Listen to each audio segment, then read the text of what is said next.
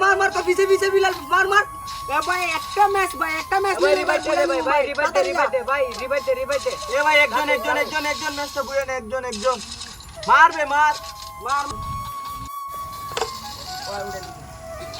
বাবারা তোমরা যেইভাবে থ্রি ভাইয়ের খেলতেছো তোমরা তো আমরা তুমি যেমন খেলতেছো তোমরা পাগলে যাবা জ্ঞান দিও না তোমাকে আমি তুমি যাও